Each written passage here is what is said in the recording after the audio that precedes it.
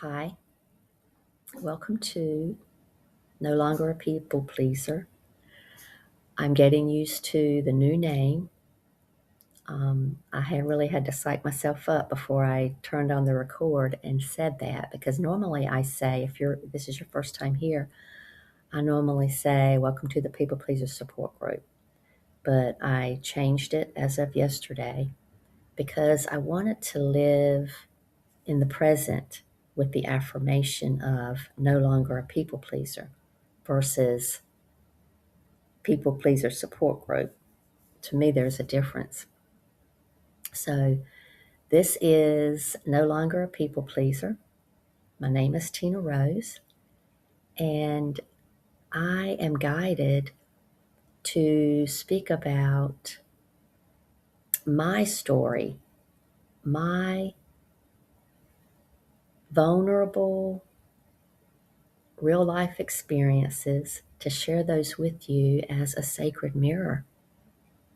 If this content resonates with you, I am a mirror of you, a mirror for you, of your emotions, of your places within you that you want to heal, and so forth. And today I am guided to talk about how, as a people pleaser, we can be so loyal to everyone but ourselves. And loyalty can sound noble, but you have to look at what is the loyalty that you're experiencing, that you're putting out there. What is it pointing to? In my life, um, I was loyal to my mom growing up because she was the one. I was conditioned by her and others around us to be loyal to her needs, to make her comfortable. And I say I'm jumping ahead of where I thought I would be at this point because back in the 90s, when I first stepped out and said and chose me, um, and I told her that I was going to no longer recognize her on Mother's Day because there were some deep, deep uh, wounds within me that I needed to honor. And, I spoke to her about this candidly and as kind as I could. But, it's understandable that she was upset because I was no longer doing things the way she had trained me to do it. And at that point, I was in my 30s. But what happened was, and this goes back to what I just mentioned about she conditioned me along with others around us were enabling that conditioning. And this is an example of how that can show up. And it was very obvious because when I stepped up to her and kindly said, "I'm not going to recognize you. I'm not going to send you a card. I'm not going to call you," I would always go over and beyond on Mother's Day to make her feel loved, do all the things that society teaches we're supposed to do on these holidays in honoring our mothers. And I said, there's just some things inside of me that I have to heal. Well, she got very upset, and behind the scenes was telling everyone around her and her that has supported her system of being, because I started getting phone calls. My aunt called me and she was like, "Tina, what are you doing? You're messed up. You're wrong. Your mom never did that to you. Your mom never did anything to you," and so on and so forth. But I stood strong in that choice that I had made. And the aunt just kept on and on about me being wrong, and trying to convince me. She was determined to convince me that I was wrong and I needed to show up for my mom on Mother's Day. And so she kept saying it and saying it and saying it. And finally, I told her, I want to talk to you, but not about this, not anymore. That conversation is over. If you continue to talk about it, I will have to hang up. She continued to talk about it, so I hung up. And that was the first time I had ever done anything like that.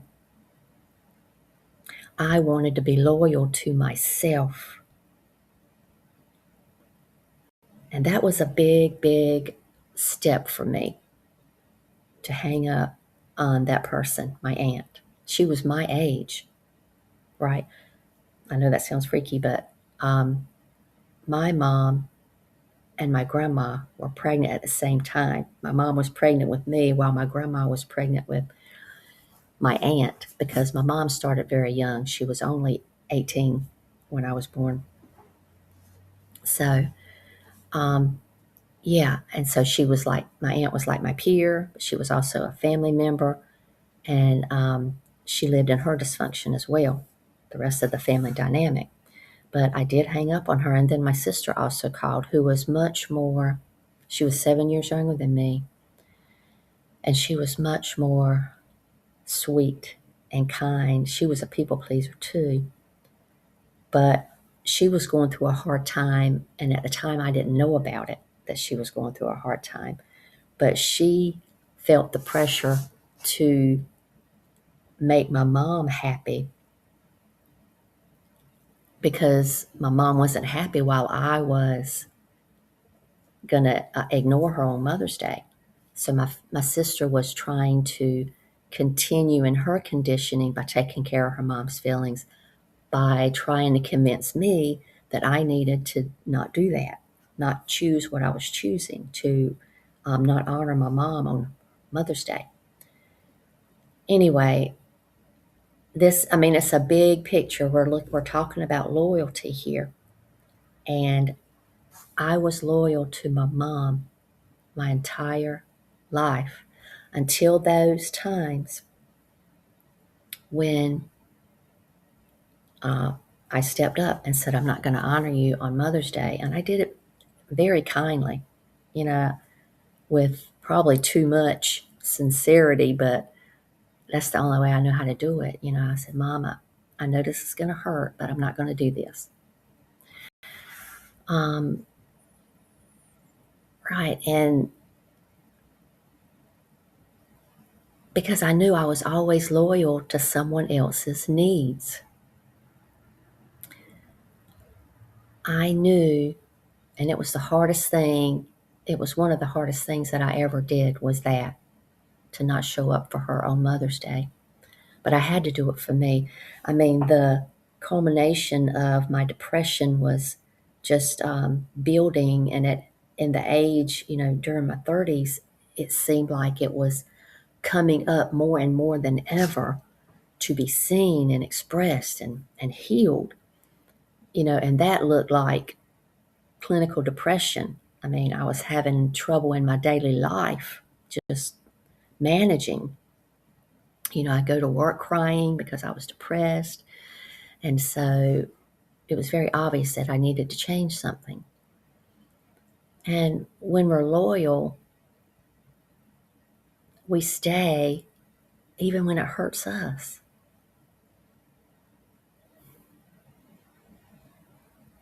Loyal even if the other person isn't loyal. And I did this with everything, not just my mom, but she was the reason that I did it with anyone, because that's all I had learned. That's all I knew from the very youngest age, is that I needed to be loyal to her and everyone else's needs to make everyone else around me comfortable. I did it in my 30-year marriage. I was loyal to that marriage even when I knew that I didn't want to be in it anymore, because I felt like, as people pleasers, we we choose that to be loyal to someone else's needs because we feel like if we're not, then we're betraying what our promise was at the beginning of that marriage, so to speak. We feel like we're a bad person. We feel like we're being selfish because that's all we ever knew. We grew up in a mind training that was not healthy, that was not true to us. So we continue to be loyal even when people talk bad to us, even when people cross the boundaries that we should have.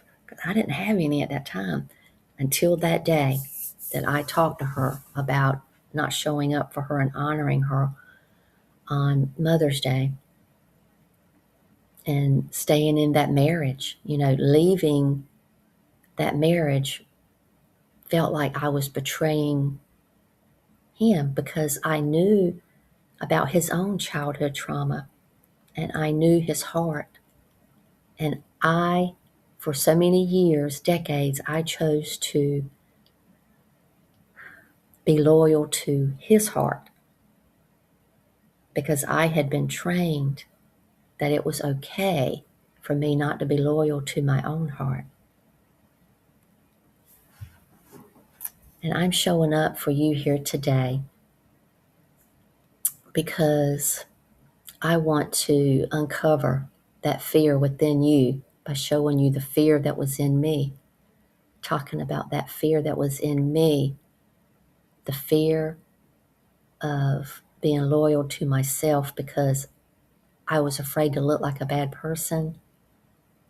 I was afraid to cause pain in someone else's heart.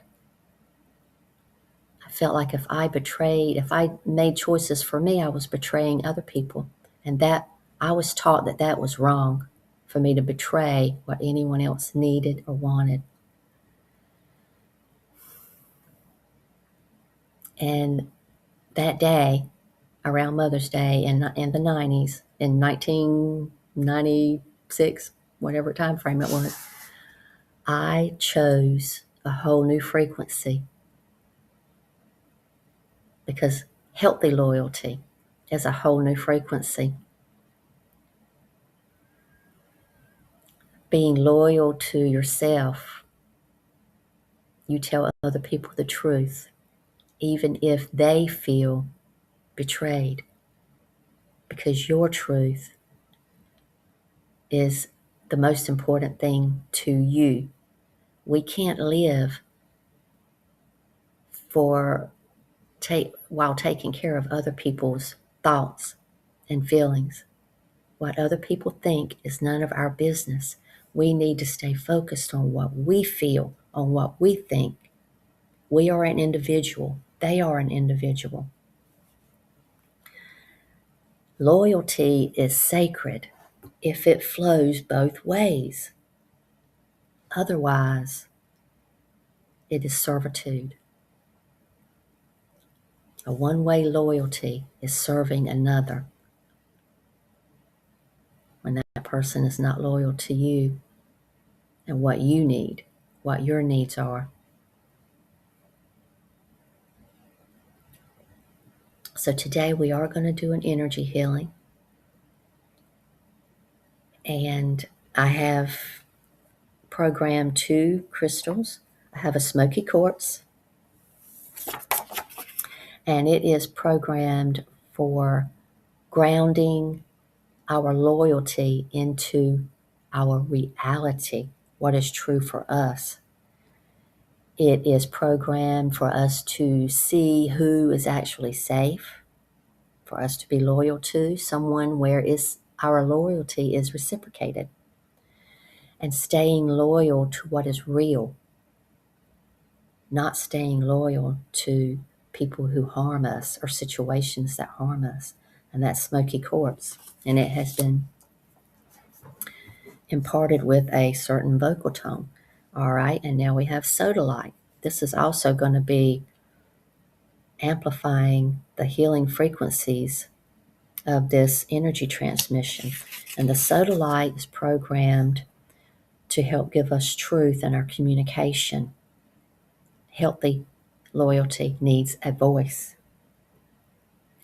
and is programmed to help us stay true without swallowing our feelings. And those both are going to be right here in front of us, in front of the laptop as the healing transmission occurs.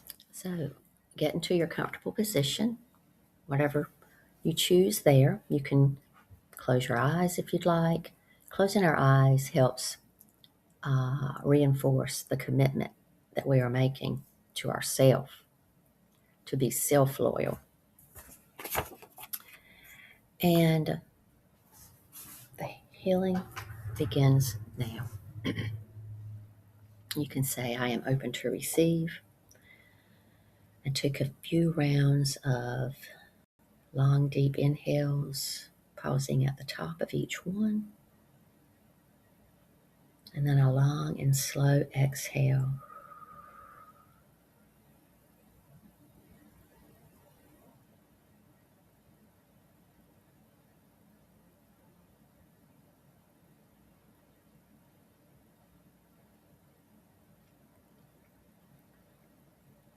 I allow grace, my higher self, to bring through the words and the energy that others need to hear and receive in order to know the difference between unhealthy and healthy loyalty, to help others to know their truth in each given moment, and to choose self-loyalty over being loyal to a harmful situation or protecting lies to feel safe and received.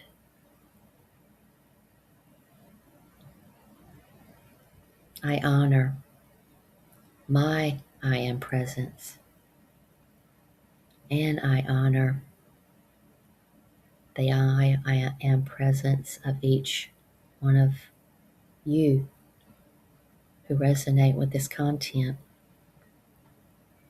I honor your free will, and I bring through this energy healing for the highest good of all, our friends in high places and source. Empower and bless this sacred work, and so be it.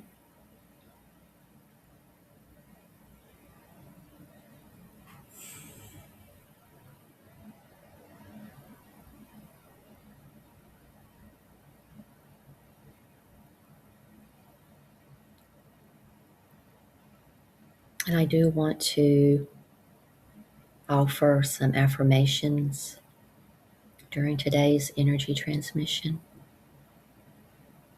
And if you feel guided to, you can repeat after me.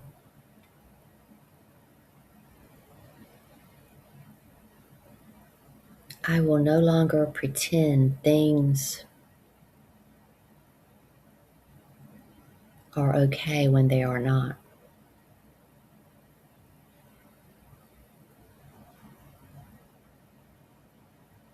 I will no longer protect lies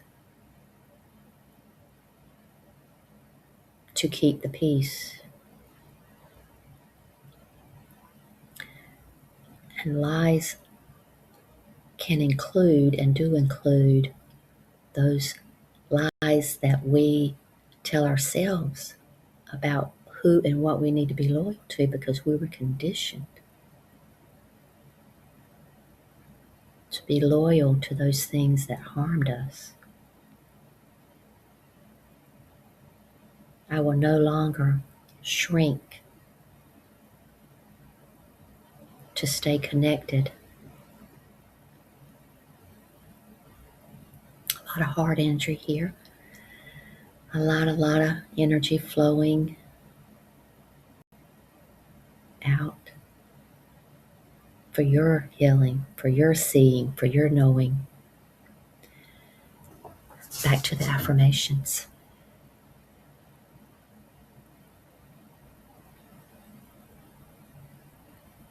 I choose to love people without disappearing.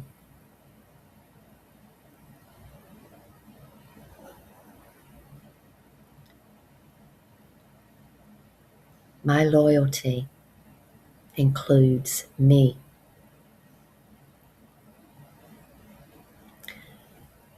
I choose loyalty that honors my well-being.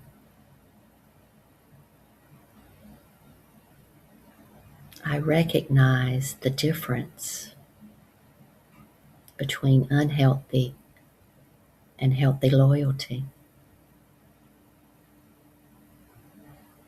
I am loyal to what is honest, safe, and mutual.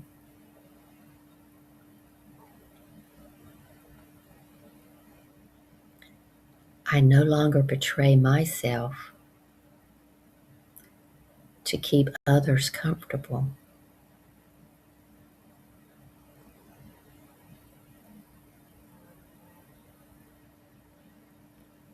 And I trust myself to know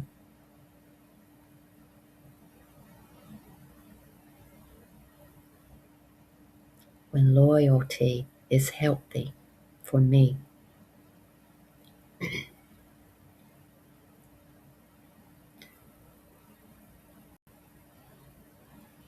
Healthy boundaries, my boundaries, make my loyalty sustainable.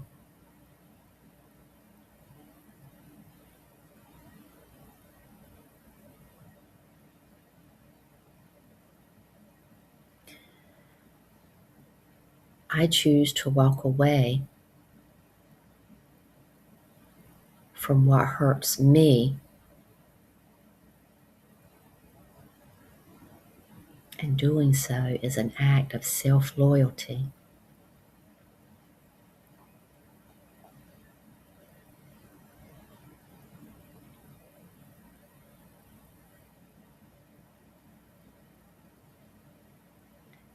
I invest my loyalty where effort and respect are returned.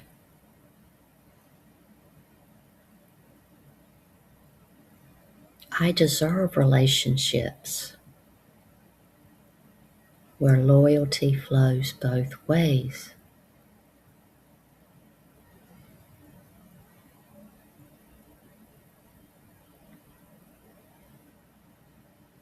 I am not bad for choosing myself.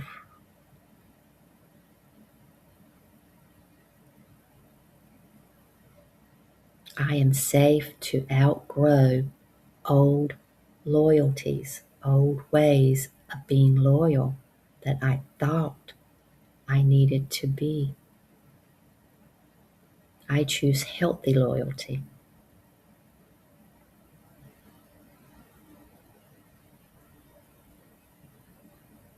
Here's a big one. I am loyal to my healing.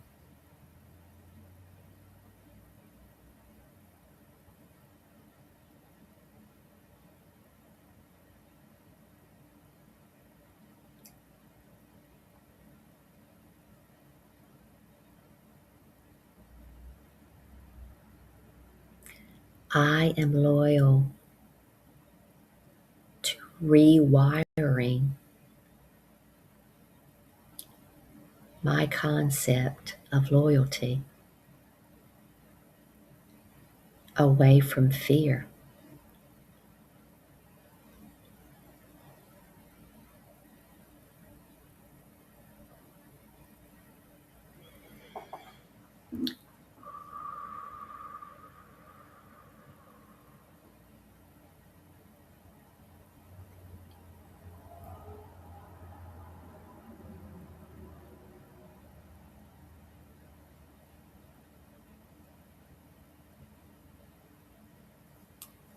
Blessed be, my friends.